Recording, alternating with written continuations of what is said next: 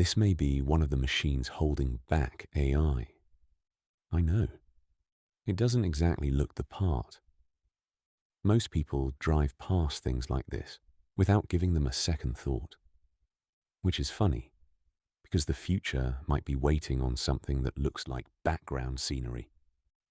We love talking about AI chips, but chips don't do much until the power actually shows up. You can have billions of dollars, the land, the buildings, even the GPUs, and still be stuck. The US Department of Energy is already warning that getting power to AI campuses is becoming one of the industry's biggest bottlenecks.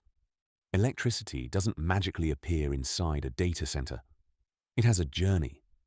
It travels hundreds of miles across high-voltage transmission lines, buzzing with millions of volts that would vaporize a silicon chip instantly. In fact, roughly 90% of electricity used in the United States passes through at least one large power transformer before it is stable enough to reach its destination. This is a transformer. Think of it as a gearbox for electricity. And this is a substation, a giant highway interchange for electricity that quietly routes enormous amounts of power every day, while almost nobody outside the industry ever thinks about it. Then comes the switchgear. Fancy name. Simple job. It decides what gets through and what doesn't. No power, no AI. That's the whole story, distilled into 4 words. Everyone keeps talking about intelligence, but intelligence can't think until somebody plugs it in. These campuses don't need a little electricity. They need absurd amounts of it. Remember that tiny, boring machine? It's not actually tiny. Some transformers weigh between 150 and 400 tons. Suddenly, tiny machine feels like a terrible nickname. When people imagine the AI race, they picture chip factories, robots, maybe even rockets. Nobody pictures a 400-ton steel box arriving on a heavy-duty train. And yet, here we are. Better yet, getting one can take up to 60 months. That's 5 years. To handle that much voltage, the core has to be made from a highly specialized electrical steel, rolled to the precision thickness of a business card, and wound by hand in clean rooms that look like surgical theaters. There are only a handful of factories on Earth that can do it. Software updates overnight. Transformers don't, which creates a strange situation. The building can be completely finished before the electricity is. Imagine cutting the ribbon, smiling for the cameras, and still not being able to switch the place on. AI has reached a very strange point in history. It now takes a number at the utility office. Here's the strange part. This usually isn't a global shortage. It's an infrastructure bottleneck happening in very specific, isolated places. It's one county in Virginia, one cornfield in Ohio, one overworked municipal utility, one specific substation, one single connection point. Software moves fast. Transmission lines absolutely do not. Sometimes the expensive machine isn't the problem. It's the boring cabinet sitting right beside it. The shortage isn't just steel or copper, it's electricians, protection engineers, construction crews. You can clone an algorithm 1,000,000 times in a fraction of a second, but you cannot clone a high-voltage specialist. If you make a mistake in software, you get a crash report and you hit refresh. If you make a mistake here, the sky turns green. Turns out AI also needs humans. This is what people imagine. This is what actually delays it. Which brings us to the joke. The world's fastest-moving industry can be stopped by the most boring machine in the picture. Imagine spending billions on the world's best chips, only to discover they're all waiting behind a locked gate. Silicon moved at Silicon Valley speed. Electricity didn't. If you handed these blueprints to most people, they'd admire the server halls. Engineers would quietly point at the substation.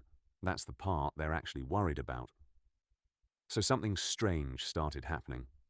AI companies stopped waiting for the power industry and started acting like the power industry. At a certain size, a data center stops behaving like a customer. It starts behaving like part of the electrical grid itself. In one real event, Around 1,500 megawatts of data center demand disappeared almost instantly.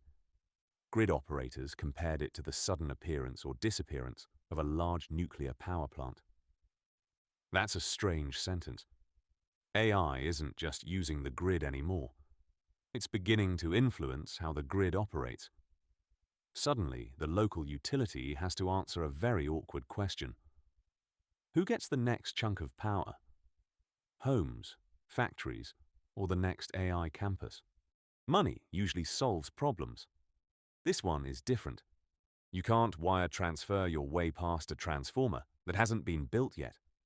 When a tech giant walks into the room with $1 trillion, the manufacturing line doesn't magically speed up.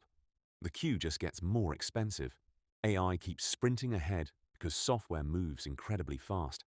Then it reaches the electrical grid, and suddenly it's running at the speed of concrete, steel, permits, and construction crews. One world measures time in software releases. The other measures it in years. Sometimes 5 of them. We keep calling it the cloud. That's good marketing. Terrible geography.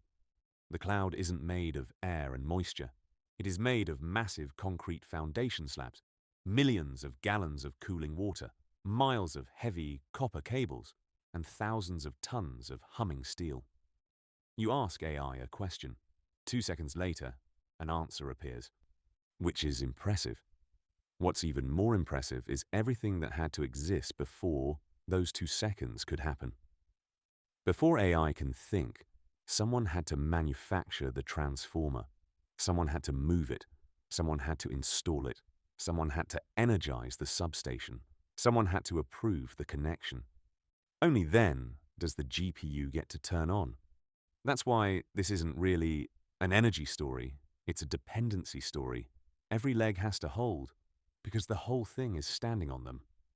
A surprising amount of the future is leaning on one very boring box. The machine didn't become more exciting. You just learned why it matters.